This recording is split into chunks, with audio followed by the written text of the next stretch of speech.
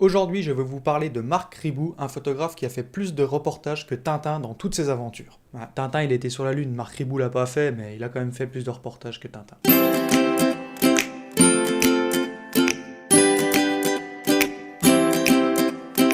Marc Ribou est né le 24 juin 1923 à Saint-Génie-Laval, dans le Rhône. Il est le 5e enfant d'une fratrie de 7 d'une famille bourgeoise lyonnaise. Il est le frère de Antoine Ribou, fondateur de Danone, et de Jean Ribou, ancien président du groupe pétrolier Schlumberger. En 1937, il a 14 ans et il prend ses premières photos à Paris lors d'une exposition internationale. Il prend également en photo les châteaux de la Loire, le tout avec un vest pocket Kodak que son père lui avait offert. Pendant la Deuxième Guerre mondiale, Marc Ribou entre dans la résistance. Le 23 juillet 1944, dans les falaises qui surmontent le hameau de Valchevrières, Marc Ribou échappe de peu aux balles des nazis.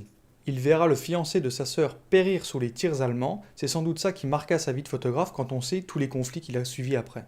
En 1953, il est ingénieur dans une usine à Villeurbanne et il profite d'un congé pour aller photographier le festival de Lyon. C'est là qu'il décide de ne pas retourner travailler à l'usine et de dédier sa vie à la photographie.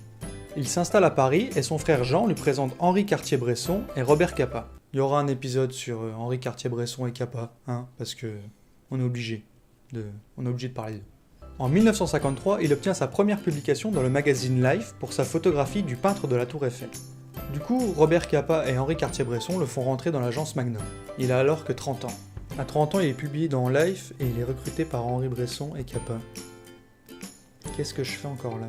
Comme tout provincial photographe qui arrive à Paris, il fait beaucoup de photographies de rue dans Paris.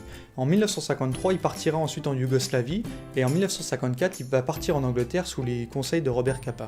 De 1955 à 1957, il va voyager au Moyen-Orient par la route. Il va s'arrêter pendant un an en Inde et ensuite il va rejoindre la Chine où il va rester plusieurs mois. En 1958, il va faire des reportages en Indonésie et au Japon. Au Japon, il va notamment photographier des femmes, ce qui sera le sujet de son premier livre, Woman of Japan.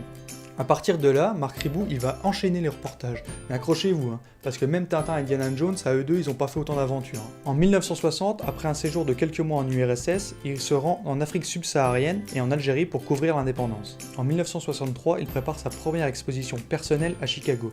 Il se rend également à Cuba avec Jean Daniel, fondateur du Nouvel Observateur, pour faire des photographies de Fidel Castro. En 1965, il retourne en Chine pour photographier les prémices de la révolution culturelle. Ces photographies seront notamment utilisées dans la presse internationale. En 1967, à Washington, il prend une photo qui va rentrer dans l'histoire comme symbole de la paix. Mais je ferai un épisode rien que sur cette photographie, parce qu'il y a vraiment beaucoup à en dire. En 1968, il se trouve à Paris pour couvrir les événements. Entre 1968 et 1969, il fait des allers-retours entre le nord et sud Vietnam, où il est l'un des seuls photographes à pouvoir entrer et sortir librement du pays. En 1971, il retourne en Chine et se rend au Pakistan oriental, qui deviendra le Bangladesh. Il va couvrir les combats sanglants qui ont précédé l'indépendance. Il prendra en photo les camps de réfugiés de part et d'autre de la frontière et alertera Gandhi, alors Premier ministre de l'Inde, de la violence des combats. En 1973, il se rend aux États-Unis pour couvrir le procès du Watergate. En 1976, il retourne au Vietnam pour photographier la rééducation forcée des cadres par le pouvoir communiste. 1979, reportage en Iran pendant la révolution islamique. Il démissionne de l'agence Magnum avec laquelle il gardera des liens très amicaux. De 80 à 81, il va faire un long reportage en Pologne alors que tout le pays se mobilise derrière la fédération de syndicats Solidarność. En 87, il va photographier le procès de Klaus Barbie. Il retournera plusieurs fois au Cambodge où il va photographier des temples et des pèlerinages à Angkor. De 92 à 2003, il se rendra régulièrement en Chine où il va photographier la métamorphose spectaculaire du pays.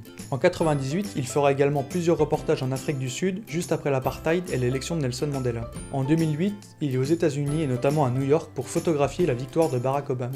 En 2009, il publie ses photos du Tibet dans un livre Les Tibétains avec des thèses de André Welter. En 2010, il fait un dernier voyage à Shanghai pour inaugurer une exposition.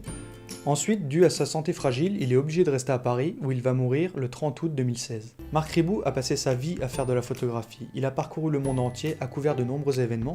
C'est l'un des plus grands photographes journalistes français, et c'est sans doute l'un des photographes qui a fait le plus de photos historiques. Voilà, c'est la fin de cette vidéo. Merci de l'avoir regardé jusqu'au bout. J'espère surtout que vous avez appris quelque chose. N'hésitez pas à laisser un pouce bleu, à vous abonner à la chaîne, à suivre sur les réseaux sociaux, et moi je vous dis à très bientôt.